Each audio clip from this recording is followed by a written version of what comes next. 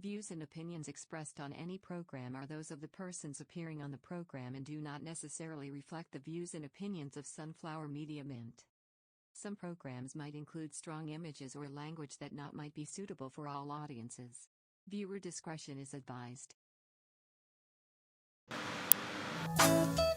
What can you do with 30 minutes? For us, we define things. Straightforward. New perspectives. No gray area. It is black and white. You're listening to the New You Podcast. Good evening, welcome to the show. This is H again, the New You Podcast, together with Reg and our guest for tonight, Miss Lily Tan-Chua, one of a financial coach. So, good evening, Lily. Good evening, Harley and Hi. Reg. So again, streaming live from Pasay, Reg in Makati, Lily in Quezon City, all in our own homes. The news for today is we're extended for another 15 days for the NCR. So I guess this lockdown is really dragging us all, and very timely for the topic for tonight's show. Because for tonight we're actually going to discuss about the financial mindset. Basically, it's something that most of us we thought that we knew, or maybe syempre for some meron naman talaga tayong konting alam for some, pero the situation is not normal. Um we're in a pandemic, we're in the middle of a pandemic. We are in a crisis. We don't know if there's a recession, or most likely there's going to be a recession coming in. Um and just for tonight, we're here to discuss about how we can actually share our insights. For those who are following the show, well, we started last week. So, but for this last week, we're talking about films. We're talking about the cinema. But for tonight, we're talking about, well, the financial mindset that we all should have. So together on the show right now, we have Lily. She is a Lily. Care to share what you do on the day-to-day basis? Yeah. So Harley, aside from being a financial advisor, I'm also a businesswoman. So right now we have a coffee shop, salon, and uh, we also have online shops then. So yun. So, kamusta ang negosyo? Kasi So wala. ev- Ganado ngayon. every day sa yung mga morning jobs din natin, karamihan din ng clients Oo. na ulo namin Affected. wala eh. Affected talaga. Pero well, medyo blurry pa yung pagbabagong yung MECQ. We don't know for a fact what really is into that. So, I think hindi pa ganun kalinaw ano yung magbubukas. So, aling businesses can resume.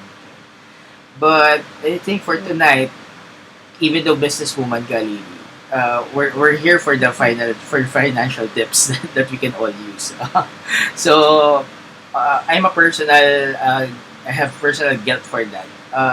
Ang dami kong pwedeng matutunan on financial things, and I'm really excited for this. So the episode, I mean, usually the New You podcast, we only have 30 minutes. So let's go straight forward, like what we promised everyone else.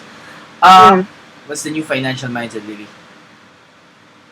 Okay. So normally kasi, 'di ba, Harley and Reg, when you receive your paycheck, ano ba yung ginagawa natin? Natatawa si Reg. Ang dami What? mong gastos kasi. Oo. Yeah. So, Gastos. So 'di ba, normally kasi pagdating ng paycheck natin, we try to, 'di ba, go to grocery agad, 'di ba? We spend kung ano yung kailangan, 'di ba? Yung needed. So like yun nga, groceries. Tapos if we still have extra, syempre shopping o kaya kakain tayo sa labas, ganyan, 'di ba? And others naman, what they do is wala pa yung paycheck, 'di ba? They normally go shopping na. So credit card agad, 'di ba? So kapag pagkadating ng paycheck, iaawas agad yung money nila. Automatic magbabayad muna sila ng mga credit card bills, 'di ba? Cellphone bills, ganyan. So tendency, ang mangyayari, walang matitira sa sa whatever yung pinaghirapan natin for the whole month. Yeah. Right? Right. So, Yep. ngayon, lalo na ngayong ECQ, 'di ba? Talagang ramdam na ramdam natin yung bigat na hindi in-expect ng lahat ng tao, 'di ba? Na akala natin every month we can receive yan nga okay na salary, okay na yan sa atin. But then hindi natin na-realize na what if nag-save muna tayo before tayo nag-spend. 'Di ba? So, the new mindset that me as financial advisor is suggesting, dapat ang gagawin natin is pagkadating ng salary natin or ng paycheck natin, no, dapat iset aside na natin yung portion for our savings. Kasi that savings, yan yung bubuhay sa atin pag dumating mga uncertainties like this one. 'Di ba? So, imagine mo, if we don't have emergency funds, tapos, ganito, kailangan natin ma-lockdown for 2 months. 'Di ba? Yeah. So, sobrang hirap kasi hindi tayo prepared. 'Di ba? True, So, that's we true. need to be prepared for uncertainties like this. Kasi kung 2 months pa lang nahihirapan na tayo, what more pagdating ng panahon na we're planning to retire, 'di ba? Well, yeah, Hindi natin exactly. yun magagawa. Kasi yung retirement, 'di ba? Yan yung tinatawag kong lifetime vacation. 'Di ba? Mhm. Wala ka ng salary. Wala ka ng salary Agree. papasok. So, how can you survive without salary? Yun. So, Well, dapat meron tayong maraming savings at maraming emergency fund. kasi when we talk about lifetime vacation, hindi lang naman yung tipong no work. Ibig rin sabihin nun, Oo. no pay. So, kumbaga, it's chicken and egg for some. So, talagang, kung wala ka ng pay, wala ka nang gagawin, but the problem there is wala ka na rin pay. So, where do you get? I mean, for some, Yeah. meron kang tabi, meron kang savings, pero what's next pag naubos? Yes. Tsaka ang medyo challenging dyan kasi syempre, lahat ng expenses natin, hindi naman yan mawawala eh. 'Di ba? Imagine nyo yung nawalan tayo ng salary ngayong ECQ. 'Di ba? Yung expenses natin, kuryente, tubig, renta sa Yes, bahay, pagkain natin, still nandyan siya. Groceries. 'Di ba? Yes. So if 'di ba, nag-retire tayo in the future, tapos wala tayong nakaalat for our maintenance, for our food, 'di ba? Tsaka syempre pag nag-retire tayo, we want parang bonggang retirement, 'di ba? Makapag-travel man lang tayo, Yeah. hindi tayo magmukhang kawawa. So, kung nangyari 'yon at wala tayong savings, 'di ba? Baka ayaw na natin mag-retire. Baka 70 years old na, we're still working. Trabaho na lang din. 'Di ba? So, Lily, coming from a young professional's perspective as well, syempre, what's the best advice you could give for properly allocating your funds for mga for an emergency fund? Kasi syempre, a lot of people, a lot of my friends ngayon, mahilig kumastos. Syempre, iisipin nila, okay, so bibilhin ko to. Malapit na yung sweldo. Meron na silang in mind na kung saan nila paggagastusin na agad eh. Yeah. And it's not always essential. Pero syempre, it's also because like we never really expected na mangyari tong pandemic na to. Nobody saw it coming. Yes. So, ang masasuggest ko, Reg, is dapat, for now, kasi syempre, mahirap din naman yung bigla tayo mag-jump sa bagong di ba? Kumbaga, mindsetting muna na tayo. I suggest dapat, i-write down muna natin, ano ba yung mga needs natin? 'Di ba? Ano ba yung needs natin? Yung talagang essential, yung hindi pwede, walang pag-uusapan kung hindi kailangan nating gastusin yun. 'Di ba? Like, utilities natin, yung rent natin sa bahay, i-write down muna natin yung mga needs natin. And then, if we have extra, 'di ba? Tsaka na lang tayo mag-set aside para sa yung mga wants. Pero yun nga, pagdating ng salary, ang suggested ng isang financial advisor, automatic dapat at least 20% of your income dapat i-set aside mo na siya for your savings or emergency funds. Okay? Para pag dumating yung mga ganitong panahon, hindi tayo kawawa and hindi tayo aasa sa government na may magbibigay sa atin ng tulong. Actually, speaking of government, I'm reading kasi the comments right now. So, JP is asking your thoughts on how the government should prepare for the next financial crisis due to COVID and how Mhm. individuals can also prepare for it. Yeah. For that naman, pag sa government, syempre, 'di ba? Yun nga, ganun din. They need to allot din pandemic funds. Yung parang ganito. Kasi though Contingency, hindi yeah. naman din, yeah, kasi though hindi naman siya laging nangyayari, 'di ba? But still, we need to set aside for that. Parang ganun din, 'di ba? Tayo as individuals, we need to set aside din na in advance. Kasi syempre, like ngayon, 'di ba? Nung what happened was, late na rin na-distribute yung mga funds for Filipino people kasi nga True. hindi rin sila prepared. Hindi Mm-mm. sila oo, 'di ba? Eh kailan ba yung best time to prepare for that, 'di ba? Siyempre dapat yesterday, 'di ba? Not today. Kasi True. kung kailan nangyari na, tsaka pa lang tayo magse-set aside, wala pang pera yung mga barangay, wala pang pera yung mga cities. So, too late na siya.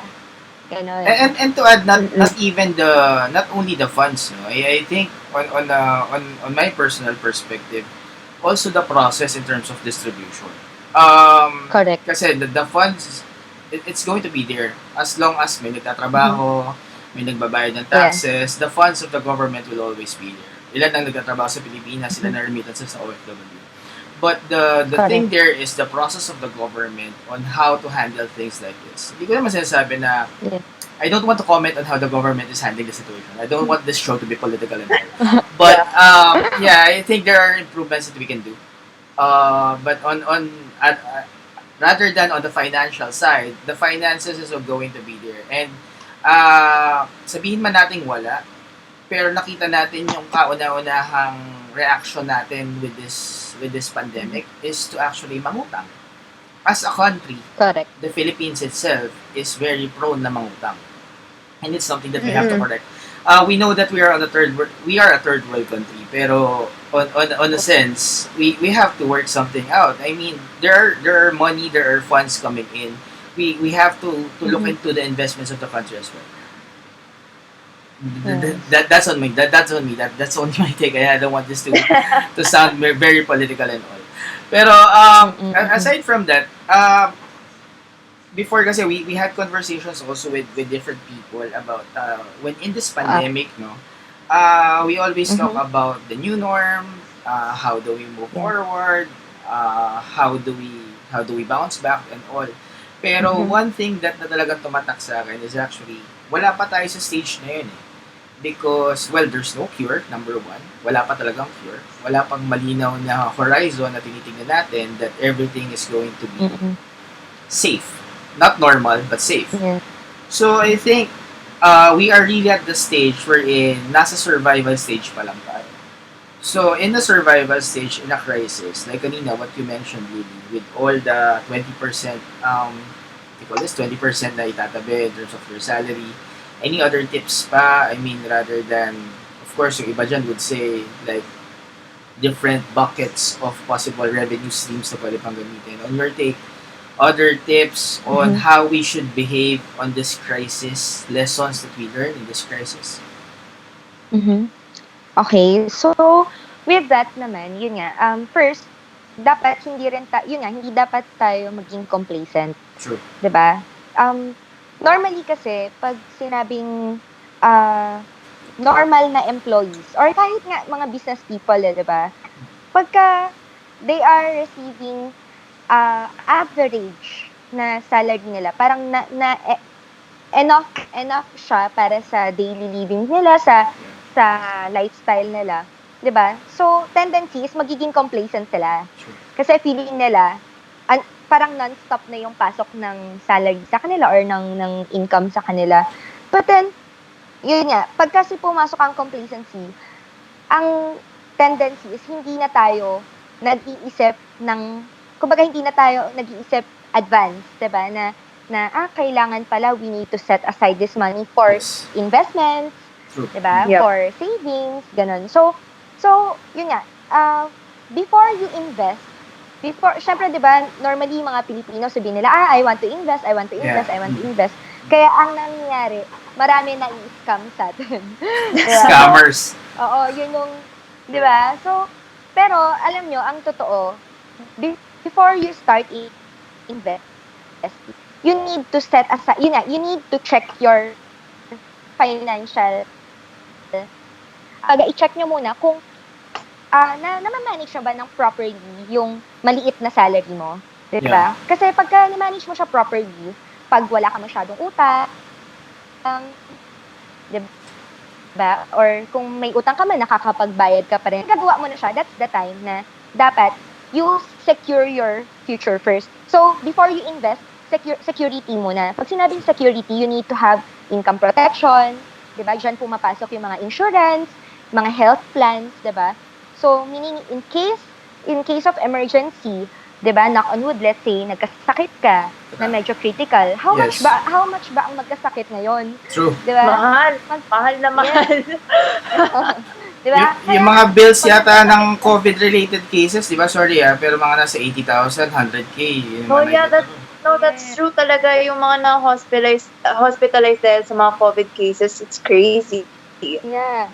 I heard meron nga umabot ng 2 million. Wow. So, imagine mo yon. If you're not prepared for that, di ba? Hindi ka pwede magka-COVID. Exactly. Yeah. Aside from that, di ba? Kahit na sabihin mo wala tong COVID, di ba? Kasi itong COVID talagang bigla lang to suntok sa buwan di ba? Yes. Pero just imagine, di ba? Ang cancer, how much ang magkaroon ng cancer ngayon? Yeah. Di ba?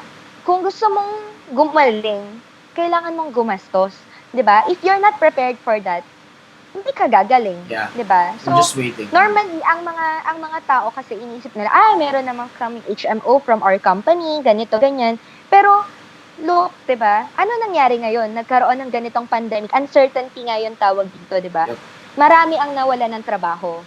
So, marami ang makakat ang HMO nila, 'di ba? So pag nangyari 'yon, saan sila pupulutin? Saan manggagaling ang pera nila for hospitalization, 'di ba? So, tayo dapat we are prepared. Dapat sarili pa lang natin, handa na tayo. Hindi tayo umaasa sa company, hindi tayo umaasa sa government. We need to have our own. After that, okay, secured ka na, alam mo na mag-budget, marunong ka na mag-set aside ng emergency funds mo, that's the time na mag-invest ka naman. So, your money will grow. Yeah. Para yung hard-earned money mo, kumikita rin siya. Yeah, let the money work for you. Di ba parang, yes, and then, if that happens, tsaka tayo magkakaroon ng passive income in the future, di ba? Yeah. We need to invest. Okay? Yun lang po. So, insurance and then invest. Security, di ba? Security. Yun nga. Security and then invest. Oh, that's good. Siguro I think we have more time naman kahit paano. I think one more question that I want to ask here is with this pandemic happening, kayo, both of you, Reg, Lily, do you see priorities changing?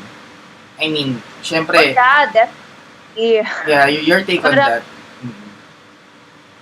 I mean, the biggest change syempre nakita ko is how people spend their money na talaga ngayon. I mean, if you look at the fundamentals of marketing, when we go to Maslow's hierarchy of needs, ang unang kukunin nila sa pyramid na yun is the bottom one, the physical needs.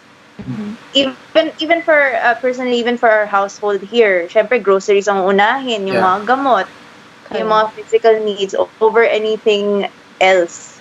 Sure. You wouldn't really think of buying something materialistic or something that you wouldn't be able to use at the time in the pandemic. Your take, Lily. Priorities changing. Yeah. Oo, pero yes, ngayon kasi 'di ba, parang na-realize natin na we need to set aside ito yung mga bigas, mga necessities, 'di ba? Oo.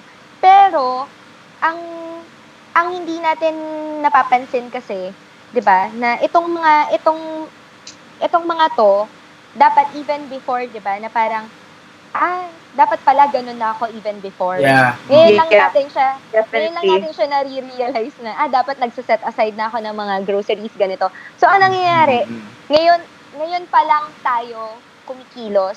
Ngayon pa lang tayo supposedly matagalan natin ginagawa. Yes. So, ang priorities naman natin, kumbaga, dati, hindi natin alam na, 'di ba parang inisip natin, uy, I can't live without samgyupsal. I can't live without milk tea, True, true. gano'n. So, parang ngayon, yung priorities, nagbago talaga siya, 'di ba? 360 degrees na parang, Mm. kailangan pala nagtatabi na muna ako para sa bahay namin kasi hindi natin alam kung hanggang kailan na naman 'tong ECQ, 'di ba? Actually, sorry, Yun. that's something na nagbago lalo na with, I think, with the generation right now. Kasi before, sabihin na natin, kung nagkaroon ng mentality ng consumerism, mas more on material things ang mga tao. Yeah. But right now, honestly, with the current generation, as you can see, ano yung mga business na nagbubukas? It's more on the kainan, Food. restaurants, foods. Yes. So, technically, kung iisipin mo doon, parang, the mindset of the people na tipong, I'm spending my money based on food, so that's okay, because that's a necessity. Pero you end up really spending more dahil you are spending for something na, you're craving, but you're spending a lot of money out of that. And a bigger chunk of your income is being spent on that portion. Another thing that I would like to add here, when I was talking with Jason, the founder of Bounce Back PH back then, he mentioned something about being liquid at this point. Okay, so since being on the survival, alam naman natin yan, gusto natin solid talaga tayo, you build an investment, bili ka ng bahay, bili ka ng kotse, bili ka ng whatever, and you think you're stable na. Yes, stable na ako, may kotse ko, nag-drive ako, nakakapagpagas ako and all. Pero at this time of crisis, we're in the middle of a pandemic. For him, what he said was actually, it's time to be liquid. For those items na hindi mo naman makagamit you cannot go out, why would you use a car or what? And at that point, I mean, sinasabi niya, worst comes to worst, we come in a recession or what will stick to you is actually your skills as a person. And then, as a liquid person, okay, wherever you go, wherever the wave takes you, you can start again. You can start building yourself again, being a solid individual. And I think that's a good point also lang on something that I learned also. I don't know that. Jason actually, Jason De La Rosa, shared that. And it's something that I really kept in mind about being liquid in terms of in this crisis. So I think we're about 8 minutes for the show remaining. Anything to wrap up? I mean, we really tend to make this short. It's a really 30-minute show. Yung pilot lang, it lengthened to an hour kasi sobrang umano yung discussion. But for tonight, financial mindset, take guys, wrap up time. Lily. Yun. So, before we end this show, Sure. I just want to remind everyone, yun nga, na we need to save before spending. We need to at least have 3 months emergency funds, 'di ba? Na para just in case something happens like this, yun nga na uncertainties, 'di ba? Hindi tayo namomroblema. At least we have 3 months to adjust. Okay. At least we have 3 months na to look for other source of income, ganyan, just in case na merong mga ganitong emergencies. Yun. Reg, your take. Actually, sa totoo lang, ang masasabi ko lang is marami akong natutunan kay Lily. Ngayon. Kasi syempre, of course, during this talk, I realized, syempre, ang na-discover natin is we weren't realizing our priorities prior to this pandemic. And then this pandemic hit us. We don't know what hit us exactly. And we found ourselves looking at prioritizing things that we should have prioritized previously. Medyo magulo ngayon ang mundo I mean, it's always good to have emergency funds. That's definitely a must-have na talaga ngayon. I think to end the show tonight, the financial mindset naman, merong mga basics, I think merong core fundamental on that. Like what Lily is saying kanina. Ever since, we should have known those things. Okay? Dapat naman, hindi na natin inantay yung pandemic for us to act on it. Correct. Okay? It's just that, honestly, and I mean being straightforward, like what the show is all about, the human norm is actually reactive.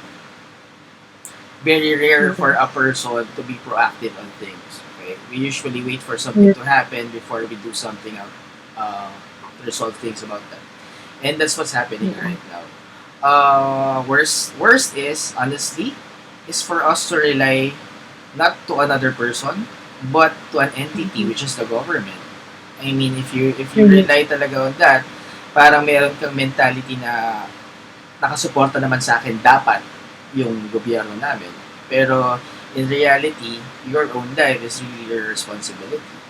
So I guess Mm. that's also one that we should actually add into this financial mindset. That mindset of being independent as a person.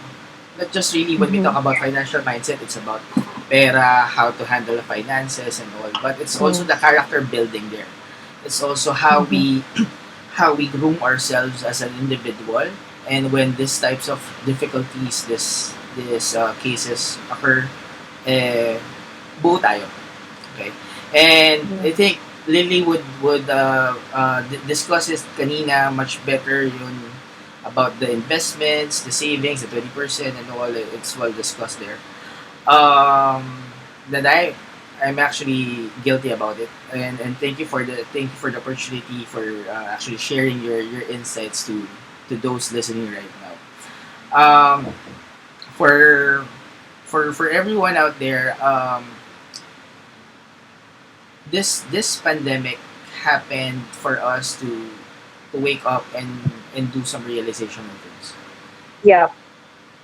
Okay, and it's time for us to think about something new.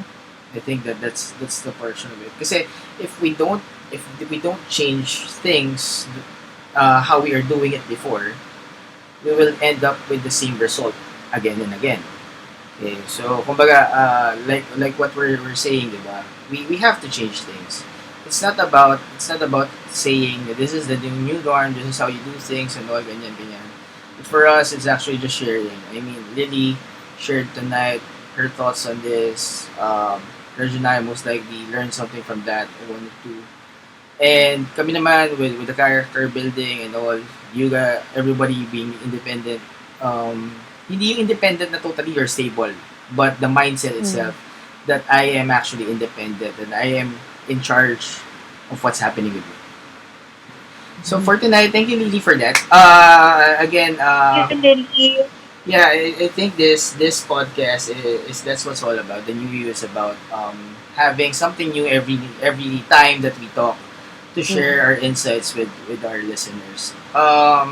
Well, guys, if you can actually follow our Facebook page. Also, after the show, the episode is going to be available in Spotify and Apple Music at the same time. And then the video podcast itself is available on YouTube. So I'm working on the website. It's going to be up in a few weeks, I guess. Since we're extended till ba kailan? Hanggang kailan ba? In Di ba May 30 ba? May May 30? 30, yeah. May The 30. whole month of May. So, Ano age? tignan natin ang mga next na mangyayari at ang mga next na update. But with Kaya, the, with tomorrow on the show we'll have DJ Chacha of Mm. MOR. So we're discussing about the new broadcasting naman. And then on Thursday for this week to wrap it up, we'll have Patty Chu and Mark Thompson to discuss about the new DJ. I mean, they're also doing some things in their industry, different tricks for them to be well heard with their craft. Um, Once again, broadcasting live in Pasay, Quezon City, Makati. Reg, Lily, H here, the New You thank Podcast. you so much. Thanks for the night. Bye bye. Bye. Bye.